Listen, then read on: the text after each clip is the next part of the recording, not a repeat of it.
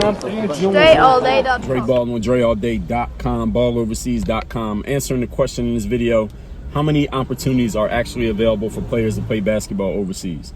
I was on, I think I was doing a Instagram live one day, months ago, early in this year, and someone was asking me, how many people could play overseas, how many people have jobs, or maybe I offered the information. According to Eurobasket.com, which is the closest thing to a database of players playing overseas, doesn't have 100% of the information because sometimes the information is hard to get, and because everybody's not in the same league, you can't force them to give you your information.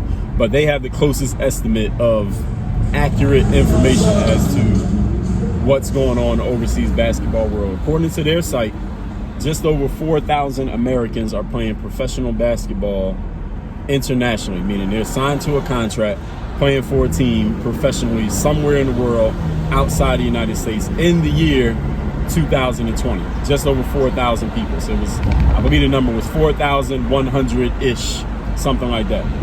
So that's how many players are playing professional basketball worldwide. I believe that number was male players. I got to look at it again, but I think that was male players only. And I think there are more leagues for men than there are for women. Actually, I know for a fact there are more leagues for men, more jobs for men than there are for women. So worldwide, 4,100 so jobs for American men to play professional basketball overseas. And when I say overseas, that means outside the United States.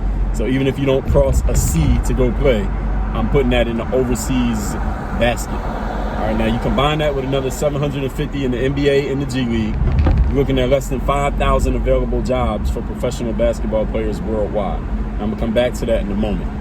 The reason I brought up while I was talking about this on a live is that somebody sent me a DM the next day of something that they had Googled. Like, they had Googled how many jobs are there or how many players play professional basketball worldwide, and it said something around 40,000 players play basketball worldwide. All right, just in case y'all didn't notice, yes, there are so many teams in the world that there are 40,000 jobs for players to play professional basketball worldwide. But if you're an American-born player, you are not eligible for all 40,000 of those jobs. You are only eligible for around 5,000 of those jobs, and that's including the NBA. You take the NBA out, you're looking at about 4,000 jobs total. Now, 4,000 seems like a pretty big number. I think it's a pretty big number. If I'm a player, I'm like, all right, 4,000, I could be one of the best 4,000. But 4,000 also could become a very small number when you're on the outside looking in. And I want y'all to understand that in pro basketball, and again, some of y'all might know this, so listen, if you know it, you know it, but I got to make sure I say it. In professional basketball, not every team even signs a player every year. And there are some teams who might sign an American player one year and not sign an American the next year. Listen, I had conversations with these teams. I told the story in my book, Work on Your Game, how I was reaching out to a bunch of teams one year just trying to get a job. And one team reached out to me and said, look, we just decided, I believe it was a team in Australia I was talking to, and I've stayed communicating with them for months.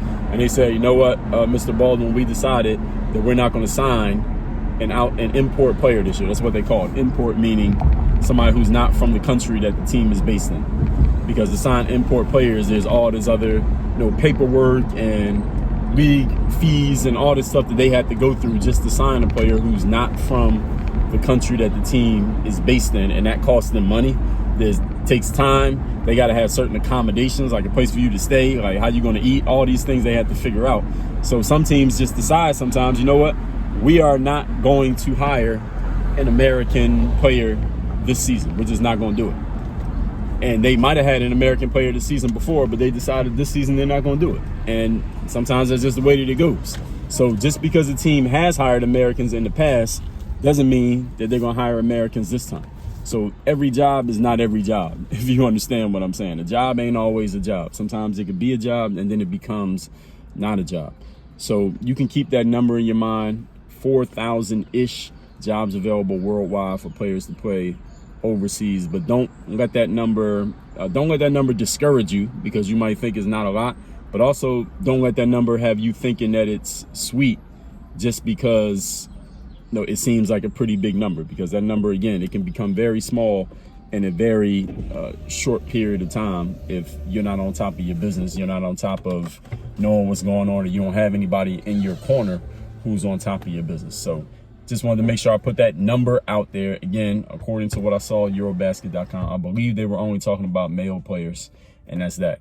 Make sure you download the free resources down there, 46 things you need to know about playing overseas basketball, and you claim your free copy of the Overseas Basketball Blueprint. That's my 237-page book. It tells you everything you need to know to start or further your professional basketball career. Work on your game. Dre all day.